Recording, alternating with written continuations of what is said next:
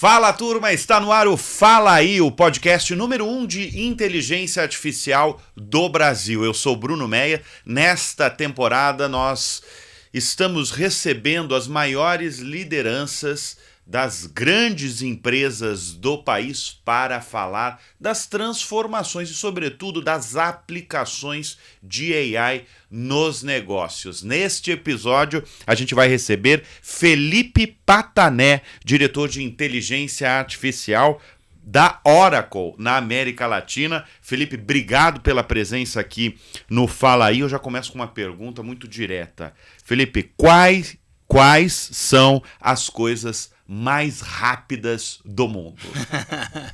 Excelente, Bruno, obrigado pelo convite, um prazer estar aqui, a gente bater um papo e falar um pouquinho desse assunto de AI que todo mundo diz complexo, mas a gente vai desmitificar. Vamos lá, a gente gosta de falar, né, das coisas mais rápidas do mundo. Começamos com o Usain Bolt, depois o foguete, a velocidade da luz e agora, por fim, as pessoas se tornando experts em inteligência artificial, não é mesmo? Eu faço essa brincadeira para todo mundo. Isso daí é uma brincadeira para todo mundo que está nos assistindo, está nos ouvindo no carro, porque você abre, eu tenho visto algumas palestras que você faz, você abre com isso, que eu achei muito legal, né? Quer dizer, uma das coisas mais rápidas do mundo ultimamente é gente que é o especialista em AI, né? Do dia para a noite, todos os eventos são de AI, todos os cargos são AI, todas as startups agora são ponto AI, então fica um pouco difícil de separar, né? O que de verdade está mexendo com inteligência artificial e o que de verdade só colocou uma máscara lá para parecer bonito e conseguir pegar um pouquinho dessa onda. Para aquele cara que sabe tudo... Primeiro, tem aquele cara que sabe tudo de AI? Tem, né? Mas tem que se dedicar...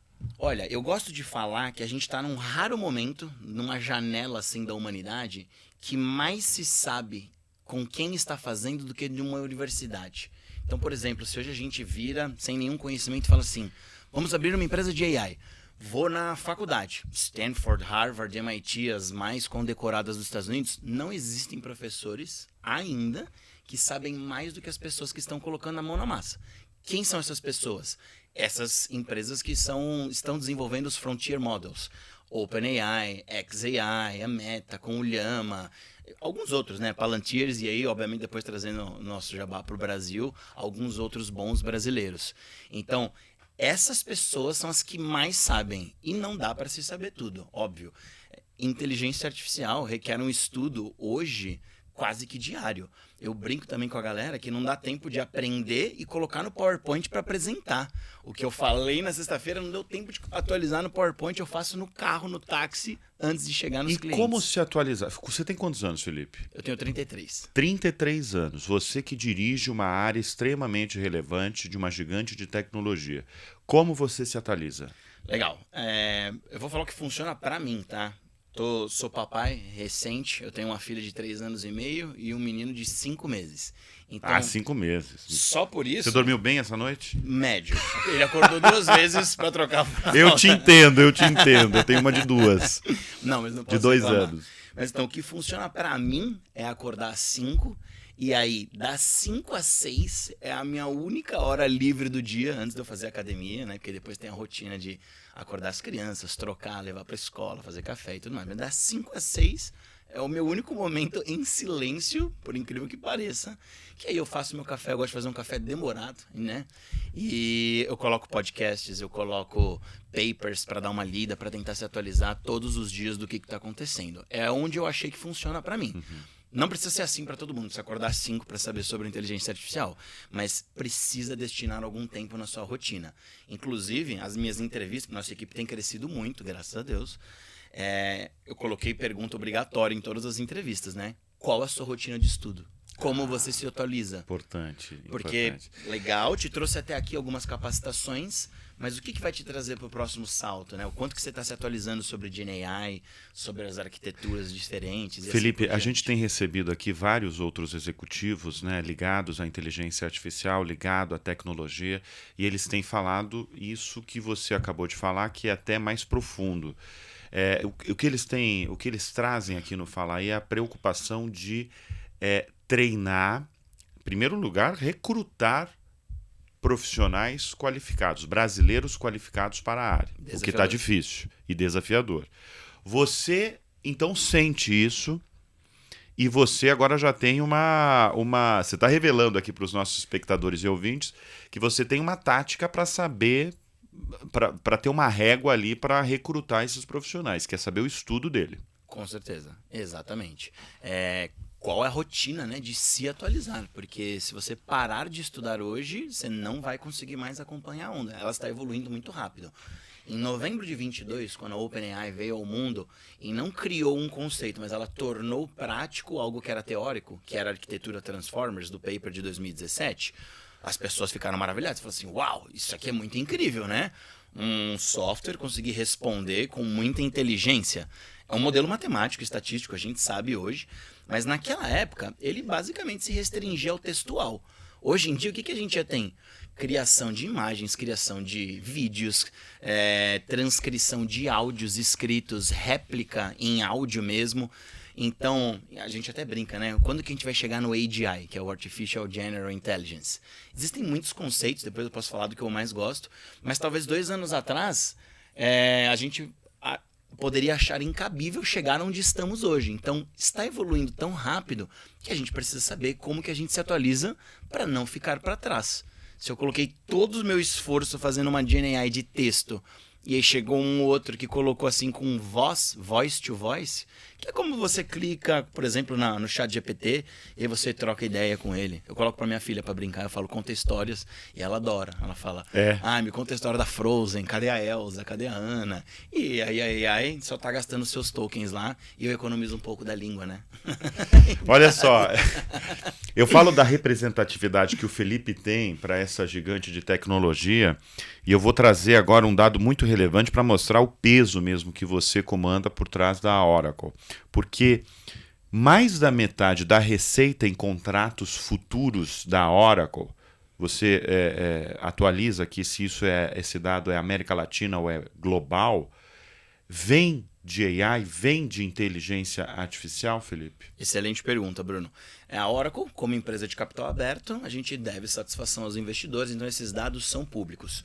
O último dado oficial que a gente pode compartilhar é o resultado de Q4, quando a gente fechou o ano fiscal de 2025 na Oracle, que foi terminando maio. Então, o dado maio que a gente tem publicado é um RPO, ou seja, projetos a serem executados de 138 bilhões de dólares. Então, a grande maior parte disso é só inteligência artificial, é muita coisa legal. E agora fechando, a gente está em agosto, devemos ter já os resultados publicados do Q1. E aí a gente espera que esse número cresça. Traz pra gente, em primeiro lugar, qual que é o peso América Latina da Oracle? O peso dessa região para a Oracle no mundo. Olha, legal. A verdade, e bem direto, ela é baixo dado o potencial que a gente poderia ter. Imagino. E eu trabalho, de verdade, mais como CPF do que como CNPJ. Porque o Brasil, historicamente, tem sido um reflexo dos Estados Unidos de uns 5 anos depois. E a América Latina, tirando o Brasil, né, do México até o Chile, também é um reflexo aí do Brasil de mais 2, 3, 5 anos. Então, as coisas acontecem lá, eles são os grandes pioneiros, né, os early adopters, e aí depois o mundo vai replicando, né? E eu tenho trabalhado para tentar colocar a relevância do Brasil nesse cenário mundial. Eu brinco, né, que quando eu entro nas ligações globais, que eu faço pelo menos algumas aí por semana, o meu par, ele fala assim, acabei de sair de uma reunião com o Elon Musk, com o Sam Altman, com o Zuckerberg. Eu falo, poxa... Nesse nível mesmo? Não, literalmente. Nesse nível mesmo. Todos esses são clientes Oracle, né? Todos esses estão rodando inteligência artificial com a Oracle.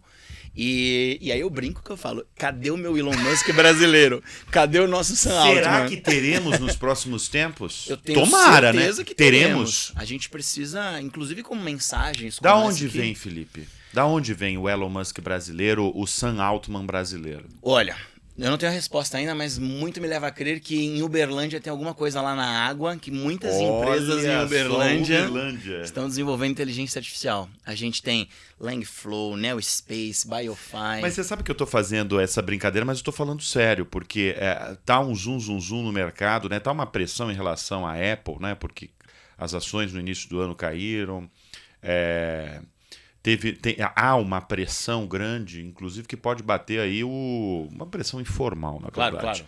o Tim Cook, né? Porque ele é o executivo, ele é o CEO com mais tempo nesse cargo, se você pegar as gigantes de tecnologia.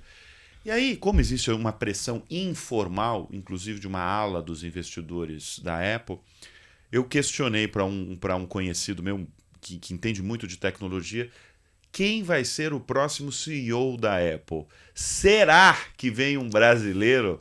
E hoje, no dia de hoje, eu acho difícil isso acontecer. A Índia está trazendo grandes executivos quase todas, né? No Vale do Silício, né? A gente tem o Sundar, que é Sundar, um indiano lá exatamente. no Google. A gente tem o Satya na Microsoft. Então os indianos têm tomado cada vez mais Mas esses o espaços. Brasil no Vale do Silício, você acha que está bem? Temos grandes talentos lá? O que eu vi, a minha experiência Isso. até agora é que as maiores mentes, maiores não, mas assim, grandes mentes brasileiras entenderam que tentar fazer dar os negócios de AI certo no Brasil me toma mais esforço. Então, se eu tenho conhecimento, eu tenho contatos, eles partem criando as suas empresas no Vale do Silício. Porque a tese, depois a gente pode pegar os dados, né?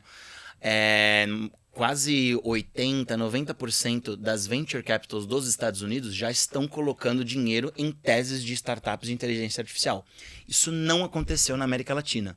Então, se você é uma startup e está tentando levantar dinheiro, hoje os números mostram que está sendo mais difícil levantar dinheiro se a sua tese é puramente AI do que uma startup de alguma vertical, alguma indústria já bem estabelecida. Então, isso dificulta as coisas. Então, se é mais fácil levantar dinheiro lá, eu vou começar por lá. Com certeza. E se eu tenho conhecimento, sei fazer o pitch, tenho as conexões e assim por diante. Felipe, vamos falar de cases brasileiros, de aplicação, porque essa temporada do Fala Aí a gente gosta de trazer para os nossos executivos cases brasileiros. O que mais você pode destacar aí de aplicação real de inteligência artificial que tem surpreendido, inclusive, você? Sim, com certeza. Tenho tido o prazer de participar dessa onda quase desde o início, né? Então sou muito grato aqui à posição. E aí todos os dias é uma novidade de coisas que eu fico surpreso até hoje em dia quando eu vejo as demonstrações. Então, algumas das mais legais que a gente pode começar. Podemos começar citando da Traction. Traction é a única startup brasileira que está no Forbes Top 50 Startups AI to Watch. Então, é as top 50 queridinhas da Forbes Global. Eles estão lá destacados, eles criaram uma solução de manufatura com inteligência artificial. Então, é um dispositivo com ímã que se acopla aos motores elétricos, a qualquer parte fabril, né, que tem algum funcionamento. E aquele motorzinho, pela vibração, pela temperatura, pelo posicionamento e alinhamento em relação ao solo, ele envia sinais para o software de AI que eles construíram, e aí ele consegue avisar os donos da empresa quando ou não fazer a manutenção preventiva, e não aquela que é depois que já aconteceu um acidente. Depois que quebrou, beleza, eu vi, não preciso de uma AI para saber que quebrou. Mas se eu consigo ver que já aquele motor tem algum comportamento estranho, ele me avisa antes. Então as empresas estão economizando milhões de reais só de instalar esses pequenos dispositivos da Traction. Impressionante, né? Muito legal. Eles estão fortes nos Estados Unidos, que nem eu te citei por causa dessa tese. Lógico. No Brasil, no México, estão começando a avançar na América Latina também. Temos outros? Temos vários outros. A gente pode citar também o da Wide Labs, o Biographer. Esse é um case muito legal. No Rio Grande do Sul. Exatamente. No Rio Grande do Sul. Tá. Eles criaram o Biographer, é a mesma coisa que biógrafo em Sim, inglês, sim. mas você troca o IO por AI, né? Tá, Para fazer aqui eles são bons aqui no marketing Sim, também. sim. Imagino que muita gente tenha alguém ou conheça alguém que já sofreu do Alzheimer, né? Doença terrível que infelizmente não tem cura.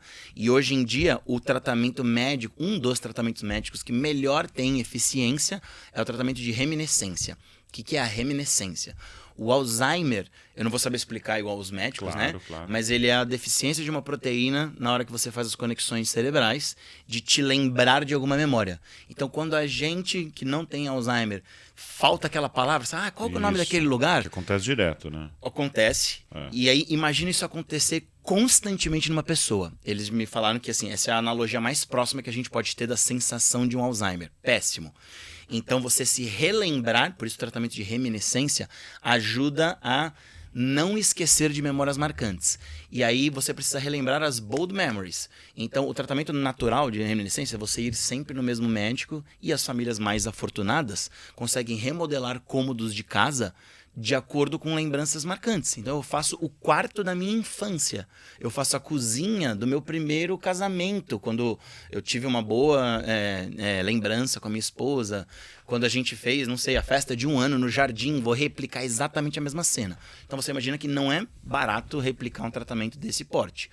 O biographer, que é um biógrafo com inteligência artificial, ele entrevista o paciente, enquanto ele ainda tem histórias para contar, e entrevista as pessoas ao redor que foram importantes e marcantes, e aí depois ele consegue colocar numa linha cronológica uma biografia de verdade entregue em pouco tempo, 1, 2 meses.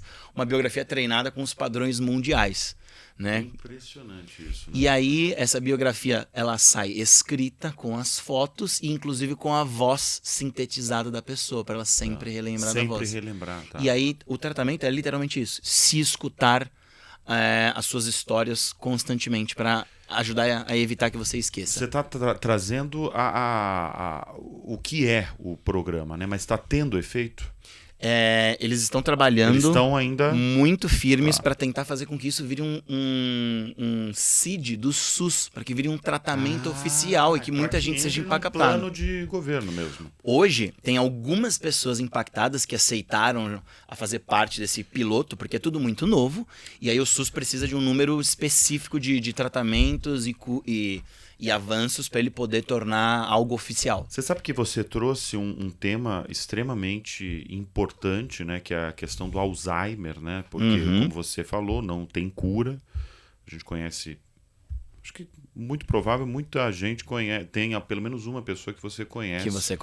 Que tem o Alzheimer. E aí você vê o poderio que uma tecnologia, sobretudo a inteligência artificial, tem num setor vital, que é o setor da saúde, e como ele pode, no momento atual, ajudar a minimizar os efeitos.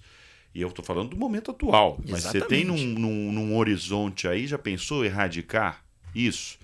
Você tem um monte de medicamentos sendo feito para acabar com a obesidade, né? A gente recebeu aqui no Fala Aí o vice-presidente da Lilly, que é a dona do Mounjaro. Na outra temporada, a gente recebeu o CEO da Novo Nordisk, né, que é a dona do Ozempic. Você já tem... Eles, aqui no Fala Aí, eles falaram muito pouco sobre estudos que eles já estão fazendo para mitigar os efeitos do Alzheimer. O que você está trazendo aqui é uma outra prática para mitigar também uma doença que infelizmente é muito terrível, né? Que é muito terrível. Mas sim, Bruno, toda vez que a gente coloca AI com saúde, o impacto ele é muito facilmente percebido, né? Porque a gente está falando sobre vidas. Você está falando de vidas, você está falando da população ali imediata, né? Exatamente. Bom, esse é um caso super legal, surpreendente, mas a gente tem diversos outros também na saúde impactando. Você acha que a saúde é talvez o setor que mais ainda vai avançar, ou no atual estágio ela está mais atrasada? Por exemplo, se a gente comparar com o financeiro. Olha, falando assim do ponto de vista da Oracle, nosso fundador Larry Ellison, ele foi muito impactado com saúde especificamente na pandemia. Ele perdeu alguns entes queridos e ele viu que o mundo sofreu demais por não estar preparado de uma forma que deveria. E ele começou a movimentar a Oracle nesse sentido, tá? Então a gente não só tirou a nossa matriz, nosso headquarters lá do Vale do Silício, a gente foi para o Texas e logo depois a gente foi para Nashville. Nashville é considerada a capital mundial da saúde. As maiores empresas de saúde estão lá e ele coloca quase todas as fichas em cima disso. A gente adquiriu faz uns 3 ou 4 anos a Cerner, que era o maior banco de dados de saúde do mundo, por uma bagatela, baratinho, 36 ou 38 bilhões de dólares. O seu orçamento. Ele fez um Pix e falou, deixa eu trazer aqui a empresa. E é uma empresa realmente muito incrível. Já tem muita coisa com AI desenvolvida. O único cliente na América Latina da Cerner é o Albert Einstein, aqui em São Paulo. E a ideia é que isso possa, possa se espalhar para mais pessoas terem acesso. Então tem câmeras que vigiam o paciente, se ele se movimentou diferente, análise preditiva de imagens. Imagina Os melhores médicos treinados, os melhores, têm dificuldade, uma certa dificuldade de identificar doenças, um câncer, num estágio muito, muito inicial. E se a gente treinasse uma IA com milhares, por que não milhões de imagens com pacientes que posteriormente foram diagnosticados com câncer, essa IA poderia ajudar a encontrar um paciente com possibilidade de ter câncer num estágio muito inicial, em que ainda poderia ser tratado e isso não viraria um problema na família, nem na família dele, nem na família dos outros. Então, é muita coisa bacana que pode acontecer. Impressionante esse novo mundo, né? Você tem 33 anos, eu tenho um pouquinho mais do que você, mas você tem 2 filhos, eu tenho uma filha, e a gente fica pensando o mundo o horizonte que tem para de certa forma para nós já. Mas imagina para o seu filho que tem 5 meses. Né? É exatamente isso. Logo quando eu abro a palestra, que eu falo das coisas mais rápidas do mundo, eu falo das revoluções, né? Na minha humilde visão, essa é a 4ª revolução. Assim como teve a Revolução Industrial, a gente teve a Revolução da Informática. Dos anos 90 para os 2000, tinha gente que falava, não, esse www não vai dar certo. Opa. Poxa, hoje a gente não vive mais sem internet. Sim. Inteligência artificial é a 4ª revolução e a gente não vai mais viver sem isso. Eu acho que ela vai entrar cada vez mais aos pouquinhos na nossa vida, no nosso dia a dia, a gente nem percebe.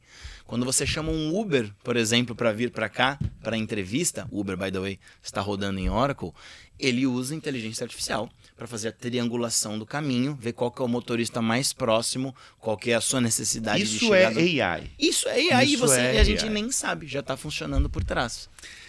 Você falou da sua palestra, tem uma frase que me marcou. Você sabe que eu te acompanho há um tempo já. Tem uma frase que me marcou. Lisonjeado, hein, Bruno? Que é isso, pô? Eu que te acompanho.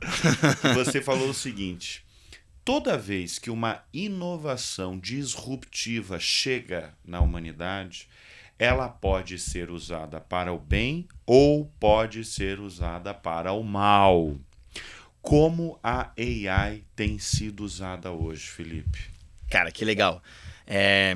Você realmente deu uma olhada aqui nas palestras para trazer exatamente até as frases.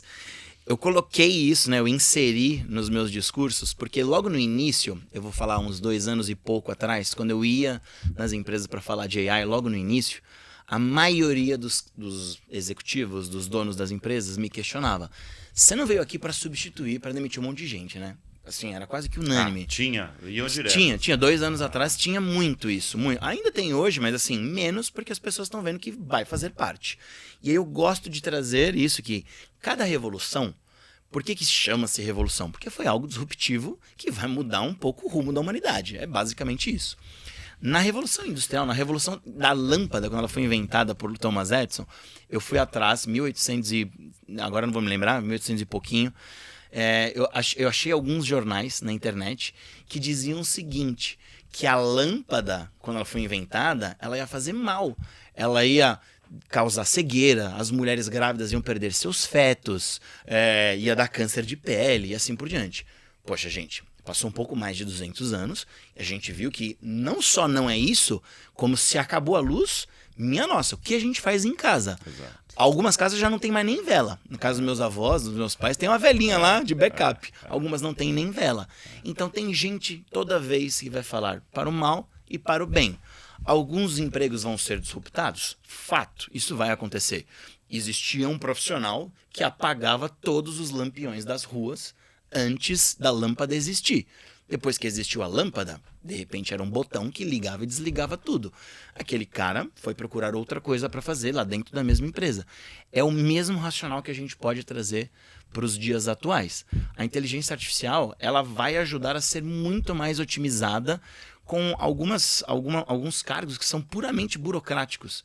Então, que delícia é eu poder apertar um botão e em alguns segundos eu ter um resumo de tudo que foi falado sobre algum assunto, alguns tópicos sugeridos para a gente ser mais produtivo.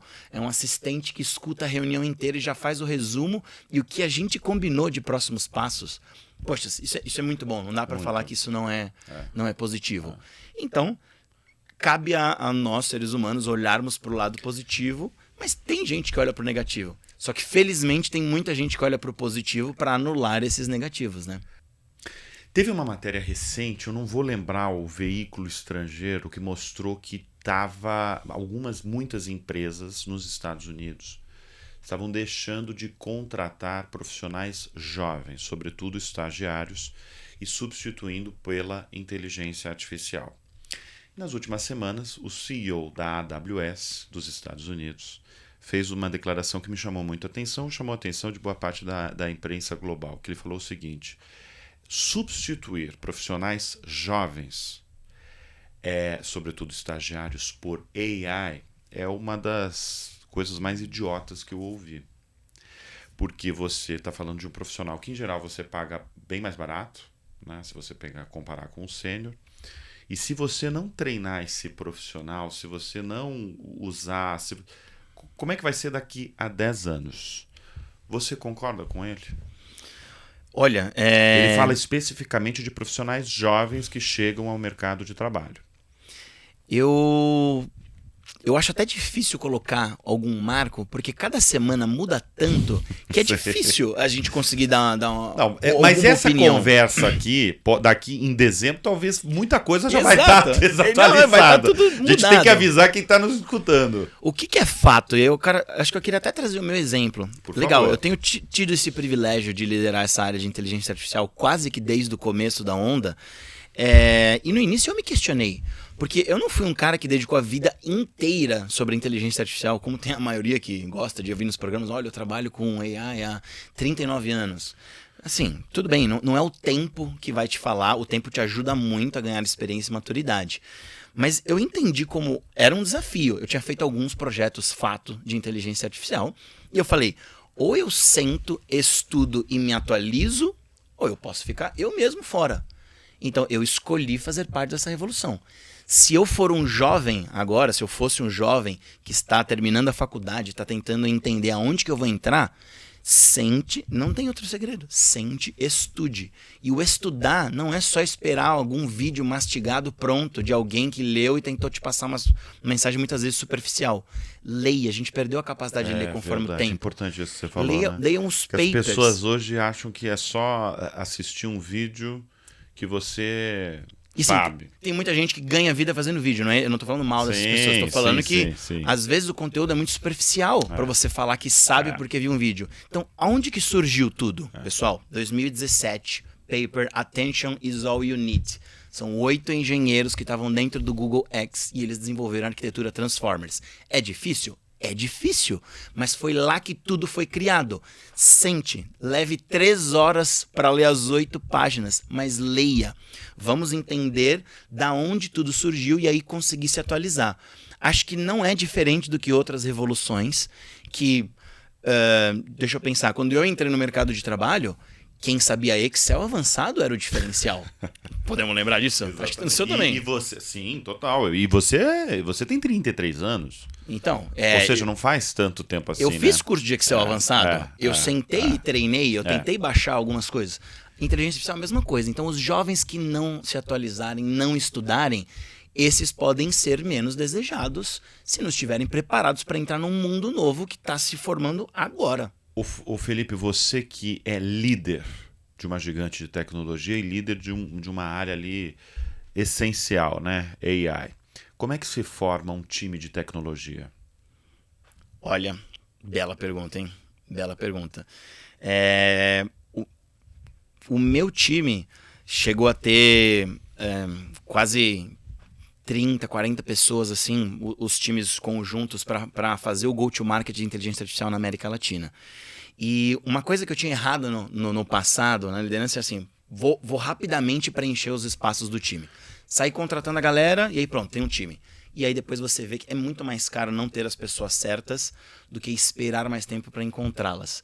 Então, a última leva, né, de pessoas que ingressaram lá no time de AI na Oracle, eu demorei 11 meses para conseguir encontrar 8 pessoas.